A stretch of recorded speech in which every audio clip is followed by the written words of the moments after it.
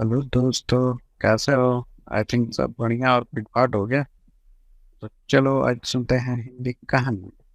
और बढ़िया लगे तो लाइक शेयर और सब्सक्राइब जरूर कर देना। तो चलो आओ सुन दो कहानी। किसी घने जंगल में एक विशाल पेड़ था। उस पेड़ पर दो सुंदर पक्षी चिड़ा और चिड़िया अपना घोंसला बनाकर रहते थे। वे दोनों बड़े ही हंसी खुशी से रहते थे। उन्हें कभी भी किसी बात का डर ना ही किसी बात का दुख था। कुछ दिन के बाद चिड़िया ने 4 अंडे दिए और दोनों ने बड़े प्यार से उस अंडे की देखभाल करने लगे। एक दिन एक बहुत ही शक्तिशाली हाथी वहां पर आया। उसने बिना ही किसी कारण पेड़ में धक्के मारने लगा और अपने सुर से पेड़ के डालियों को भी हिलाने और तोड़ने लगा। पेड़ पर बैठे चिड़ा और चिड़िया एकदम से डर गए और ची ची करके चिल्लाने लगे। लेकिन हाथी ने उस चिड़िया की आवाज बिल्कुल नहीं सुनी और जिस पेड़ की डाली पर घोंसला बना हुआ था उस डाली को भी उसने तोड़ दिया और सारे अंडे नीचे गिरकर टूट गए। चिड़ा और चिड़िया ने तो उड़कर अपने जान को बचा लिया, लेकिन अपने अंडे को नहीं बचा पाए। अंडे के टूट जाने से चिड़ा और चिड़िया बहुत रोने लगे। फिर चिड़ा ने कहा, हमारे रोने से क्या होगा, अब तो सारे अंडे टूट गए, अब हम कितना भी रोएंगे तो हमारे बच्चे जीवित तो नहीं होंगे। चिड़िया बोली, यह तो मैं भी जानती हूँ कि वे जिंदा नहीं हो सकते, लेकिन मैं अपने दिल तो शांत कैसे करे। उस दुष्ट हाथी ने बिना कोई कारण ही हमारे बच्चे को मार दिया। हम लोग ने उसका क्या बिगाड़ा था जो इतने बेरहमी से मेरे बच्चे को मार दिया। जब तक उस दुष्ट हाथी से मैं इसका बदला नहीं ले लेती तब तक मेरे दिल को शांति नहीं मिल सकती। चिड़िया की बात सुनकर चिड़ा और भी दुखी हो गया और बोला, हम उस शक्तिशाली हाथी का बिगड़ भी क्या सकते हैं। और दोनों फिर से रोने लगे।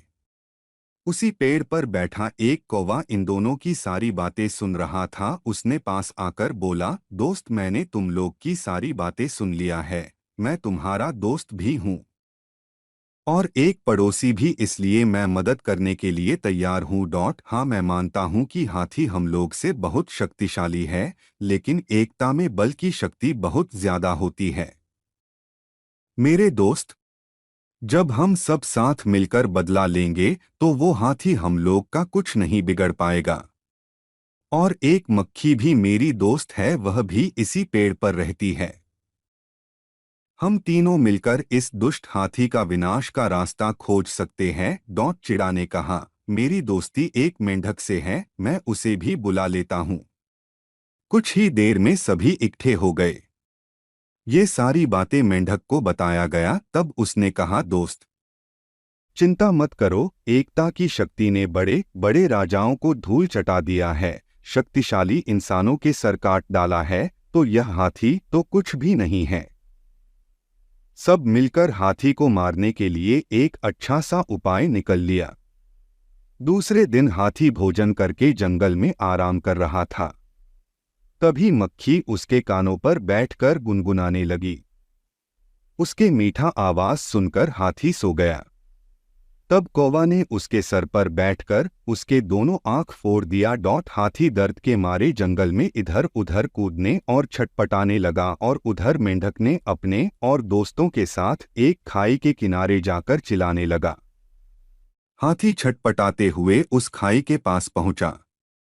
मेंढक की आवाज सुनकर उसने सोचा कि इधर कोई तालाब है और मेंढक भी चिल्ला रहे हैं, इसी में कूद जाता हूं, मेरे आंखों को आराम मिलेगा। और वह खाई में कूद गया और मर गया। चिड़ा और चिड़िया को हाथी से बदला लेकर शांति मिल गई और अपने सभी दोस्तों को धन्यवाद दिया और फिर से अपने सुखी जीवन जीने लगे। दोस्तों, इस कहानी से हमें ये शिक्षा मिलती है कि कार्य कितना भी बड़ा या कठिन क्यों न हो, अगर हम सब साथ मिलकर उस कार्य को करेंगे तो वो कार्य जरूर पूरा होगा। कहानी अच्छी लगी तो सब्सक्राइब कर ले। पूरे मोहल्ले में दीपावली की धूम मची थी। बच्चों ने नए नए कपड़े पहन रखे थे।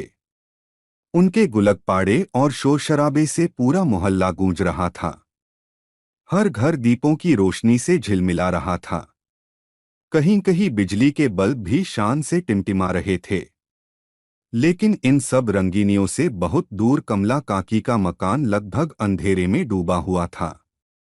यद्यपि उनके मकान पर भी 2 दीपक जल रहे थे, लेकिन इस जगमगाहट में वे निस्तेज से लग रहे थे। दूसरे किसी को इसकी खबर हो या न हो, लेकिन नन्हे आदित्य को यह बहुत अजीब लग रहा था। वह सोच रहा था, आखिर कमला काकी दिवाली क्यों नहीं मनाती हैं। उसे अच्छी तरह से याद था कि कमला काकी ने पिछले साल भी दिए नहीं जलाए थे, और शायद उससे पिछले साल भी नहीं। आदित्य को यह अच्छा नहीं लग रहा था कि आज के दिन कोई दुखी और उदास रहे। वह अच्छी तरह समझता था कि जब कोई दुखी व उदास होता है तभी त्योहार नहीं मनाता है। लेकिन काकी को क्या दुख है, यह बात वह नहीं जानता था। आज मैं काकी का दुख जानकर ही रहूंगा। यह निर्णय करके वह जा पहुंचा अपनी माँ के पास। माँ उस समय रसोई घर में मिठाई तैयार कर रही थीं। आदित्य को कुछ चिंतित देखकर व्यग्रता से पूछा, क्या सोच रहा है बेटा? माँ, कमला काकी हमारी तरह बहुत सारे दीपक क्यों नहीं जलाती हैं? आदित्य ने पूछा। वे बहुत दुखी हैं बेटा। उन्हें दिवाली का त्योहार अच्छा नहीं लगता, क्योंकि इस दिन उनका इकलौता बेटा पटाखे चलाते समय दुर्घटनाग्रस्त होकर मर गया था। उनके पति भी नहीं हैं। बेचारी मेहनत मजदूरी करके गुजारा करती हैं, माँ ने समझाया। आप मुझे हमेशा कहती हो कि दीन दुखी की सेवा करनी चाहिए। तब क्या मैं काकी का बेटा बन जाऊं?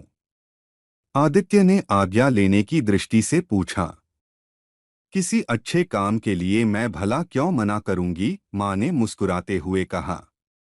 माँ की स्वीकृति मिलते ही आदित्य का चेहरा खिल उठा।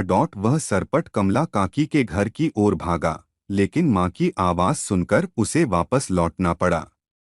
बेटा, यह मिठाई तो लेते जा, कहते हुए जब माँ ने मिठाई का डिब्बा आदित्य के हाथों में थमाया तो उसे अपनी माँ पर गर्व हुआ। मिठाई का डिब्बा लेकर वह काकी के घर की ओर दौड़ा। प्रसन्नता के मारे उसके कदम धरती पर नहीं पड़ रहे थे। आज वह किसी बेसहारा का सहारा बनने जा रहा था। सब्सक्राइब कर ले एक थोड़ा आप भी हमें। शीघ्र ही वह कमला काकी के घर पहुंच गया। काकी घर के एक कोने में बैठी रो रही थी। शायद उन्हें अपना बेटा याद आ रहा था। काकी, आप रो रही हो? आदित्य ने पूछा। पर काकी चुप बैठी रहीं, जैसे कुछ सुना ही न हो। आदित्य ने काकी को हाथ से झकझोरकर पूछा, बताइए काकी, आपको क्या दुख है? लेकिन काकी ने आदित्य के प्रश्न का कोई जवाब नहीं दिया। अपने आंसू पोंछते हुए उन्होंने आदित्य को बैठने के लिए कहा। पर आदित्य तो जैसे घर से दृढ़ निश्चय करके आया था। बोला, मैं जानना चाहता हूं कि आप दीपावली के दिन बहुत सारे दीपक क्यों नहीं जलाती और आप अभी रो क्यों रही हो? आदित्य की जिद के आगे कमला काकी को झुकना पड़ा। उन्होंने भरे गले से इतना ही कहा, जरा अपने बेटे की याद आ गई थी। आज अगर वह जीवित होता तो वह भी तुम्हारे जितना ही होता। काकी, अगर बेटा नहीं रहा तो क्या मैं आपका बेटा नहीं बन सकता? मुझे अपना बेटा बना लो काकी।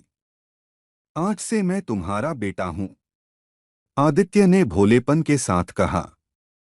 कमला काकी ने बेटा कहकर आदित्य को गले लगा दिया। आज वर्षों बाद कमला काकी के घर में दीप झिलमिला उठे थे। कहानी अच्छा लगा तो एक लाइक और सब्सक्राइब कर ले थोड़ा। देखिए दोस्तों, तो लाइक और शेयर और सब्सक्राइब कर दीजिए ना।